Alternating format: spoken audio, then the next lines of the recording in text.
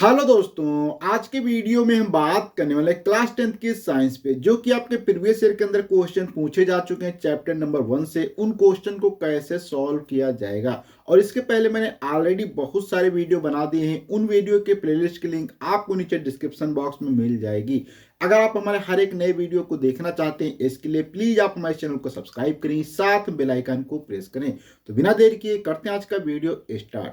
यहाँ पे आप देख सकते हैं, आपको एक सबसे पहला क्वेश्चन दिखाई दे रहा होगा, जिसमें कह रहा है कि CH4 अर्थात निम्नलिखित समीकरणों को संतुलित करना है। इससे संबंधित ये क्वेश्चन है, जहां पे कहा गया कि अगर CH4 को, जो कि एक गैस के फॉर्म में है, उसको अगर ऑक्सीजन के साथ में रिएक्शन करा जाता है, जो कि वो भी गैस के रूप में है, तो यहाँ पे CO2 प्लस H2 बनता है। अर्थात मेथेन गैस को जब जलाया जाता है ऑक्सीजन की उपस्थिति में, तो वहां पे कार्बन डाइऑक्साइड और पानी बनता है। पानी जो कि एक लिक्विड के रूप में बनता है। और ये क्वेश्चन आपका 2023 के अंदर पूछा जा चुका है। अब हम देखते हैं इस क्वेश्चन को कैसे संतुलित करेंगे, क्योंकि ये समीकरण जो है, इसमें आपको ये समीकरण संतुलित करना होगा। और जब भी आप एग्जाम में क्वेश्चन को सॉल्व करें, तो आपको सबसे पहले हमेशा क्या करना होगा, ये समीकरण जो दी गई होती है, इसको एक बार सेम ऐसे ही क्या लिख लेना होता है। क्योंकि यहाँ पे हम आपको सिखाने वाले हैं कि कैसे संतुलित करेंगे, इसलिए यहाँ पे इस इक्वेशंस को जो भी यहाँ पे दिया गया है, इसको एक बार सेम तरीके से आपको यहाँ पे लिख लेना है। वैसे तो संतुलित करना बहुत ही आसान है, लेकिन यहाँ पे हम एक बार इसको लिख लेते हैं। अब यहाँ पे संतुलित करने का मतलब है कि दोनों तरफ परमाणुओं की संख्या बराबर होनी चाहिए। अगर इधर एक अर्थात एक परमाणु है, तो उधर भी एक परमाणु होना चाहिए। तो यहाँ पे हम देखते हैं कैसे संतुलित करेंगे। तो यहाँ पे सबसे पहले अगर हम बात करें, तो यहाँ पे आप देख सकते हैं इधर कितना है, ऑक्सीजन 2 है, इधर कितना ऑक्सीजन है, यहाँ पे 1 है। तो इसका मतलब यहाँ पे आपको क्या करना पड़ेगा, इसमें 2 से मल्टीप्लाई करना पड़ेगा। ठीक है।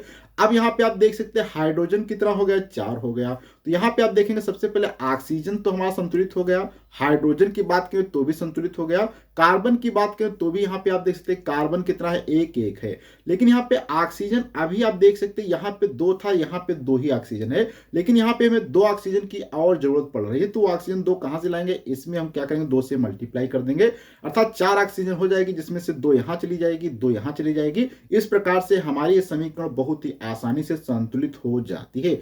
अब हम यहाँ पे अगले क्वेश्चन पे बढ़ते हैं, जिस क्वेश्चन में कहा गया है कि निम्नलिखित समीकरण को संतुलित करना है, जो कि आपका क्वेश्चन 2019 के अंदर पूछा जा चुका है, जिसमें दिया गया है कि अगर CO2 अर्थात तो कार्बन डाइऑक्साइड को जब पानी के साथ में रिएक्शन करा जाता है, या कार्बन डाइऑक्साइड गैस को पानी के अंदर से फ्लो किया जाता है, तो वहां पे एक इस प्रकार से बनता है, जिसको हम ग्लूकोज कहते हैं। और यहाँ पे ऑक्सीजन कुछ निकलती है और पानी यहाँ पे बनता है।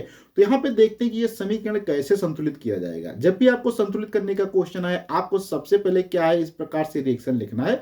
और ध्यान रखना, जब आप रिएक्शन लिख रहे हो, तो यहाँ पे लास्ट में चाहे कोई स्पेस दे ना दे, लेकिन जो भी यहाँ पे दूसरा, जैसे ये मुझे H2 लिखना है, इसके आगे थोड़ा सा स्पेस आपको लिखना है। यहाँ पे स्पेस छोड़ देना, ये जैसे कि मैंने यहाँ पे ये छोड़ दिया। क्यों छोड़ दिया, यहाँ पे हो सकता है हमें कुछ मल्टीप्लाई करना पड़े, तो इसलिए आपको ध्यान रखना है कि यहाँ पे कुछ स्पेस छोड़ के ही लिखना होता है हर एक चीज के आगे। इसी प्रकार से यहाँ पे एरो का निशान यूज करेंगे। एरो का निशान यूज करने के बाद, जैसे कि यहाँ पे कार्बन C6, अगर मैं यहाँ से लिखूंगा तो गलत हो जाएगा, थोड़ा सा स्पेस छोड़ के यहाँ पे लिखते हैं, जिससे क्या, अगर कुछ भी यहाँ पे मल्टीप्लाई करना होगा तो बहुत आसानी से मल्टीप्लाई कर सकते हैं।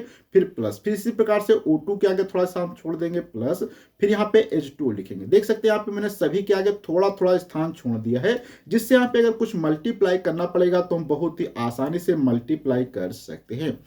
अब यहाँ पे शुरुआत करते हैं कैसे इसको संतुलित किया जाएगा। संतुलित करने का मतलब है कि दोनों तरफ परमाणु की संख्या बराबर हो। तो सबसे ज्यादा यहाँ पे आप देखेंगे, आपको ऑक्सीजन दिख रहा है, यहाँ पे 2 ऑक्सीजन है, 6 है, यहाँ पे 2 है, 6 2 8 है, यहाँ पे क्या हो जाएगा, 9 ऑक्सीजन हो जाएगा।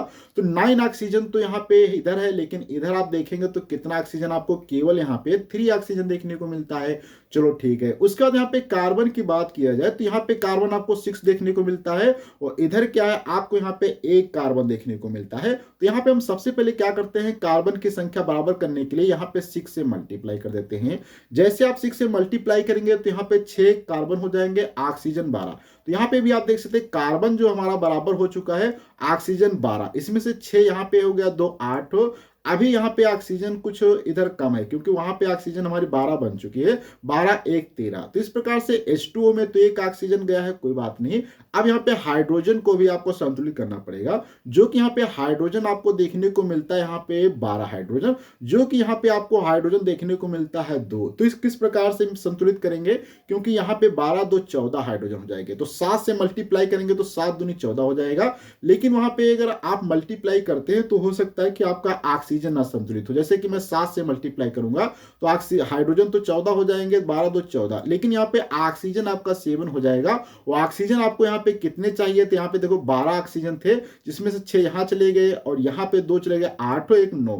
तो इस प्रकार से ये वाला सही नहीं बैठ रहा, इसलिए आपको यहाँ पे क्या करना होगा, इस वाले में आपको 8 से मल्टीप्लाई करना है। क्या करना है, 8 से मल्टीप्लाई करेंगे, 8 दूनी 16, जिसमें से 12 यहाँ पे चले जाएंगे, यहाँ पे अब बच जाते हैं आपके 4। तो यहां से आपको क्या करना पड़ेगा, इसमें 2 से अगर मल्टीप्लाई करेंगे 2H2O, अर्थात यहाँ पे आप देख सकते हैं आप टोटल आपके हाइड्रोजन तो संतुलित हो गए हैं।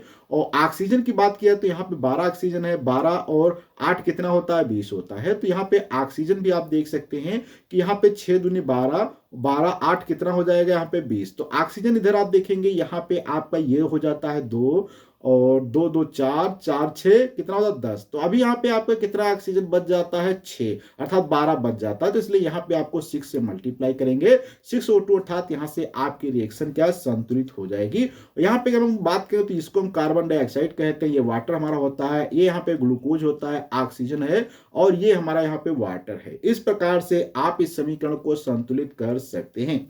अगले क्वेश्चंस पे हम बढ़ते हैं, जो कि क्वेश्चन यहाँ पे फिर से दिया गया है, जो कि 2019 के अंदर पूछा जा चुका है, जिसमें कहा गया है जब क्यूप्रस सल्फेट को या कॉपर सल्फेट को हम कह सकते हैं, तो कॉपर सल्फाइड यहाँ पे जब रिएक्शन करता है, सल्फेट नहीं सल्फाइड होगा, ठीक है, सल्फाइड, सल्फेट में क्या होता है, SO4 होता है, तो यहाँ पे सल्फाइड। इसको अगर यहाँ पे आप लिखना चाहें तो इस पे क्या कितना चार्ज होता है, इस पे -2 होता है, इस प्रकार से। और क्यूप्रस यहाँ पे लिया गया है तो ये कॉपर, अर्थात ये प्लस सिंगल वाला लिया गया है, इस प्रकार से। तो यहाँ पे ये हो जाएगा। अब यहाँ पे आपको ध्यान देना है कि जब कॉपर सल्फाइड जो होता है रिएक्शन करता है ऑक्सीजन के साथ, तो यहाँ पे क्या बनता है, कॉपर ऑक्साइड बनता है, उसके बाद क्या यहाँ पे SO2 गैस निकलती है। तो इसको संतुलित करना है। देखो सबसे पहले आपको क्या करना होगा, यहाँ पे जो रिएक्शन दी गई उसी को एक बार आपको पहले क्या करना, लिख लेना है। इस प्रकार से आपको रिएक्शन पूरी की पूरी यहाँ पे क्या कर देना, लिख देना है, सेम रिएक्शन आपको लिखना है। इसके बाद यहाँ पे अब हम देखेंगे परमाणुओं की संख्या कैसे संतुलित करेंगे। तो यहाँ पे आप देख रहे हैं एक इधर सल्फर है, इधर एक सल्फर है, ठीक है, लेकिन यहाँ पे भी 2 कॉपर है, यहाँ पर भी 2 कॉपर है, ठीक है, लेकिन यहाँ पे ऑक्सीजन की बात करें तो यहाँ पे 2 ऑक्सीजन है, यहाँ पे ऑक्सीजन 1 है था, टोटल ऑक्सीजन 3 है। तो ऑक्सीजन यहाँ पे संतुलित नहीं हो पा रहे। तो ऑक्सीजन कैसे संतुलित होंगे, इसके लिए आप अगर यहाँ पे देखो 2 से मल्टीप्लाई कर देंगे तो यहाँ पे क्या हो जाएगा, 4 ऑक्सीजन हो जाएगा। तो यहाँ पे अगर मैं सिंपल से भी सपोज करो 2 से यहाँ पे क्या है, एक बार मल्टीप्लाई करता हूँ, ठीक है, यहाँ पे क्या करेंगे, अगर सिंपल से इस प्रकार से हम 2 से इसमें मल्टीप्लाई करेंगे तो ऑक्सीजन 4 हो जाएंगे। तो यहाँ पर भी अगर आप 2 से इसमें मल्टीप्लाई कर देंगे तो ऑक्सीजन यहाँ पे 2 कंप्लीट हो जाएंगे। इस प्रकार से कॉपर तो आपका यहाँ पे कंप्लीट हो जाएगा, लेकिन ऑक्सीजन देखेंगे 2 यहाँ चला जाएगा, 2 यहाँ, 4 ऑक्सीजन भी कंप्लीट हो जाती है। लेकिन अभी आपका सल्फर प्रॉब्लम कर रहा है, क्योंकि सल्फर यहां पे आपका नहीं संतुलित हो रहा। तो सल्फर को कैसे संतुलित करेंगे, इसके लिए यहां पे आपको जो देना है इसमें भी आपको क्या 2 से मल्टीप्लाई करना पड़ेगा। जैसे यहां पे आप 2 से मल्टीप्लाई करेंगे तो यहां पे आपको देखने को क्या मिलेगा कि Cu2, यहां पे आप देखें कॉपर भी संतुलित होगा, 4 कॉपर, यहां कॉपर और सल्फर भी 2, यहां भी सल्फर 2, ऑक्सीजन बचता है, क्योंकि यहां पे ऑक्सीजन 2 इधर 2 इधर 4 है, तो यहां पे आपको 2 से, यहाँ पे ये क्या है, ऑक्सीजन 2 यहाँ पे है, और यहाँ पे जब सल्फर में 2 वहां है तो यहाँ पे 2 करेंगे तो 2 दूनी 4 और 4 2 कितना हो 6। तो इसलिए यहाँ पे अब आपको क्या फाइनली 3 से मल्टीप्लाई करना पड़ेगा। तो यहाँ से आप देख सकते हैं ये आपकी रिएक्शन क्या यहाँ पे संतुलित हो जाती है। अब हम यहाँ पे अगले क्वेश्चंस पे बात करते हैं, जो कि क्वेश्चन यहाँ पे आप देख सकते हैं 2019 के अंदर, 2023 के अंदर पूछा जा चुका है। इस क्वेश्चन में कहा गया कि MnO2 अर्थात मैग्नीशियम ऑक्साइड जब हाइड्रोक्लोरिक अम्ल के साथ में अभिक्रिया करता है तो मैग्नीशियम क्लोराइड बनता है और यहाँ पे H2O तथा क्लोरीन गैस निकल जाती है। कैसे बनेगा, क्या संतुलित रिएक्शन होगी, इस पे हम बात करते हैं। तो सबसे पहले आपको यहाँ पे क्या करना हो, एक बार ये रिएक्शन आपको एक बार यहाँ पे टाइप कर लेना है सेम तरीके से, क्योंकि यहाँ पे संतुलित करने के लिए आपको यहाँ पे कुछ नंबर मल्टीप्लाई करेंगे, जिन्हीं से ये क्या होगी आपकी रिएक्शन यहाँ पे संतुलित होगी। तो MnCl2 प्लस का क्या हो जाएगा, यहाँ पे H2O हो जाएगा, यहाँ से इसको हम क्या करते हैं, इरेज कर देते हैं, प्लस का यहाँ पे Cl2 बन जाएगा। अब यहाँ पे आपको देखो इधर क्या है, मैग्नीज है, इधर भी मैग्नीज है। यहाँ पे क्लोरीन की बात करें तो यहाँ पे देख सकते हैं आपको क्लोरीन एक है, इधर क्लोरीन यहाँ पे आपको दो देखने को मिलता है। इसका मतलब इधर यहाँ पे क्लोरीन में संतुलन करना पड़ेगा। उसके बाद यहाँ पे भी आप क्लोरीन दो है, तो क्लोरीन टोटल 4 है, तो यहाँ से आपको पहले क्या 4 से इसमें मल्टीप्लाई करना है। तो यहाँ पे हम क्या करते हैं, दूसरे कलर से मल्टीप्लाई कर देते हैं, जिससे आपको ये चीजें स्पष्ट यहाँ पे दिखाती रहेंगी। तो इसलिए हम यहाँ पे क्या करते हैं, 4 से मल्टीप्लाई करेंगे। तो यहाँ पे आपका देखेंगे क्लोरीन लगभग हमारा क्या संतुलित हो चुका है, लेकिन इसमें 4 से मल्टीप्लाई करने पर हाइड्रोजन हो गया 4, लेकिन यहाँ पे हाइड्रोजन था हमारा 2, तो हाइड्रोजन में क्या करेंगे, 2 से मल्टीप्लाई करेंगे। तो यहाँ पे आप देखेंगे पानी बराबर हो गया, लेकिन यहाँ पे देख सकते हैं ऑक्सीजन अब कितना हो गया 2, और यहाँ पर भी ऑक्सीजन कितना है 2 है। इसके बाद यहाँ पे आप देखेंगे क्लोरीन, तो यहाँ पे क्लोरीन 2 इसमें आ गया, 2 इसमें आ गया, 4 क्लोरीन भी हमारा संतुलित हो गया। बचा मैग्नीज, मैग्नीज भी आप देख सकते संतुलित है।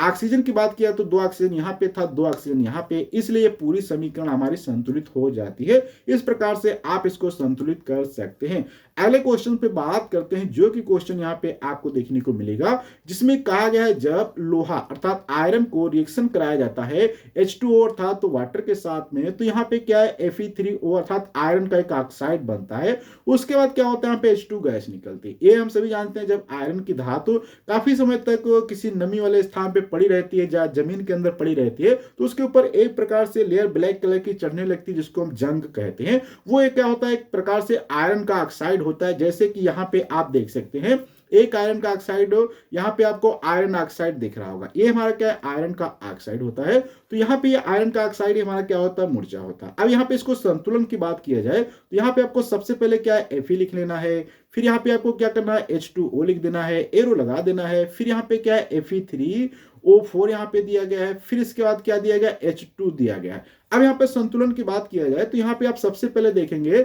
दोनों तरफ आपको यहाँ पे क्या है, Fe3 यहाँ पे 3 है, तो यहाँ पे आपको आयरन क्या करना पड़ेगा, 3 करना पड़ेगा। ऑक्सीजन की बात किया जाए तो यहाँ पे ऑक्सीजन आपको 4 देखने को मिलता है, यहाँ पे 2, तो यहाँ पे भी आपको 4 से मल्टीप्लाई करना पड़ेगा। अब यहाँ पे हाइड्रोजन देखो 4 हो गया, 4 दूनी 8, तो यहाँ पे आपको क्या है, 4 से इसमें मल्टीप्लाई कर देने का, और यहाँ पे आपका बन जाएगा। और ये हाइड्रोजन गैस है, तो इसको आप ऊपर की तरफ दिखा सकते हैं क्योंकि ये उड़ जाती है। यहाँ पे इन सभी के नाम मैंने बता दिया, इसको हम कहते हैं आयरन ऑक्साइड कहा जाता है। यहाँ पे हाइड्रोजन गैस निकलती है, ये हमारा जल अर्थात वाटर है, और ये आयरन हो जाता है। तो इस प्रकार से आप इन क्वेश्चन को बहुत ही आसानी से सॉल्व कर सकते हैं और आसानी समीकरण को संतुलित कर सकते हैं। अगले वीडियो मिलेंगे कुछ नए कॉन्सेप्ट के साथ में। और अगर आप इसी वीडियो को इंस्टाग्राम फेसबुक पर देखना चाहते हैं तो प्लीज आप हमें फॉलो करें, लिंक आपको नीचे डिस्क्रिप्शन बॉक्स में मिल जाएगी।